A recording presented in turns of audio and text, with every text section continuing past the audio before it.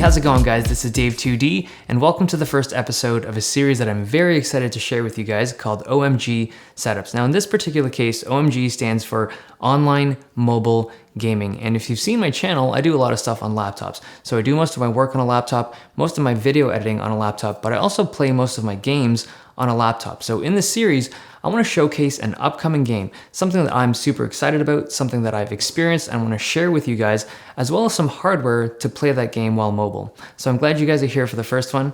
I hope you guys enjoy this series. Let's go mobile.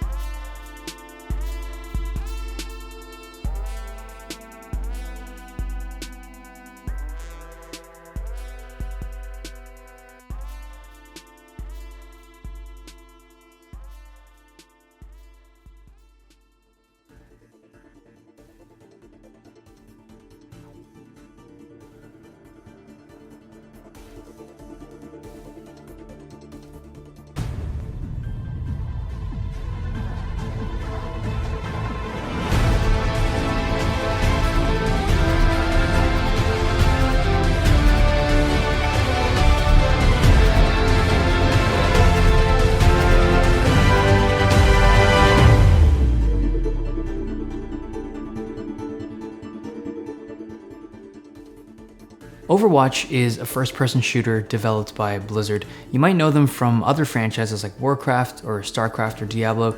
They've been making games for years, and almost every game that they put out has been wildly successful.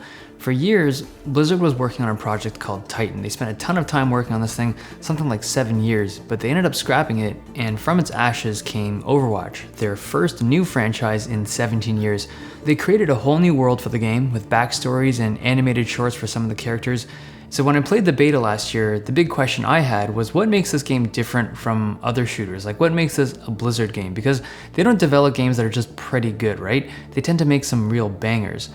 Overwatch nails all of the standard shooter stuff. So awesome graphics, cool weapons, snappy controls, but there's a lot of games like that. What makes it unique are the characters. These aren't classes like Team Fortress or other team-based shooters. These are 21 individual characters, all of them extremely different from each other in playstyle and feel, and yet somehow they're all relatively balanced. But what ties everything together is that each of these characters have a unique ultimate ability. It's essentially a super move that you can use once you've done enough damage in a match. So at first it seems kind of cool. If you do enough stuff, you get to use this fun ultimate ability and then you repeat the process. But then you realize that there's strategy and synergy to these ultimates, similar to strategies in MOBAs like Dota. So as you play, you learn to coordinate your abilities with your team to do some more advanced stuff. And that's where the magic lies, because with good timing and coordination, you can make some awesome plays. And that's essentially what makes Overwatch special. You still need good reflexes, but I've never played another shooter that had this kind of depth to the decision making and strategy. It's a lot of fun, and I think it'll do well in the competitive esports market. So I've played Overwatch on a lot of different hardware, but for this video, I chose some gear that was kind of themed to the orange and white of the game. If you want to check this stuff out, I'm going to put links to all of these products in the video description. So the pack I went with is a Herschel Lennox. Pretty clean looking bag and a protective area for the laptop. It's not specifically designed to hold a bunch of tech, but it holds what I need, and most importantly, it's not butt ugly like most tech backpacks. The smartphone is an iPhone 6s wrapped in a white and orange skin from dbrand. One really useful accessory is this battery pack from RavPower. So it's got flip out prongs to charge it and then a built-in lightning cable to charge any iOS device. Super simple, and it has no cables to lose. The laptop is an Alienware 15. This one has a 1080p panel and has some pretty fast components. It easily handles Overwatch when I'm playing with graphics maxed out at 1080p and still getting over 60 frames per second. Now, there's a lot of good gaming laptops out there, but the things I like in particular about the AW15, it's got a great keyboard for gaming, thermal management is on point, and it's got a lot of internal drive slots for recording gameplay or video edits. I'm also a sucker for that light up trackpad. The minimum requirements are actually relatively light. I'm glad that they optimized the game like this. People with older hardware can still play. The mouse is a white Rival 300 from SteelSeries, side grip, color adjustable LEDs for the logo and scroll wheel, great ergonomics and adjustable CPI. It goes from 50 up to 6500. The mouse pad is from 3M. I use these often at work and I've grown to love them. They have a slightly sticky bottom. It's not tape or anything, it's just grippy and it's awesome for transporting around. There are two main sniper classes. Widowmaker is easier to aim with because her rifle shots are instant. You line it up in the scope and you can get some nice kills. Hanzo's bow and arrow has travel time and the shot drops, so it's definitely a harder character to aim with, but it doesn't matter which of these characters you're playing with, you want a good mouse on a good surface for sniping. The headset I went with is the SteelSeries Siberia 200 in white. Super comfortable headset with a retractable mic, and it has inline volume and mute controls. The voice clarity on the mic is good. Now Overwatch has voice chat built into the game so that you can communicate with teammates even in pickup games.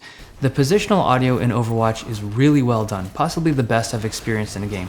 Each of the 21 characters have their own unique footstep sounds, so not only can you hear enemies through walls and stuff, but if you're experienced and you have a good ear, you can actually tell which character it is and then prepare accordingly. It's pretty cool.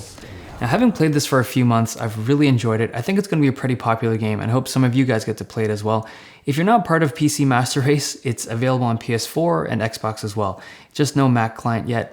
I'm still not very good at it, but one of the most important elements of the game is knowing when to switch characters during a match and obviously which character to switch to, because changing to a different character at the right time can make a huge difference for your team. So unlike many strategy games where you're stuck with the one character that you chose at the beginning of the match, in Overwatch, you can switch. In fact, it's encouraged to switch because team composition is such a big part of the game.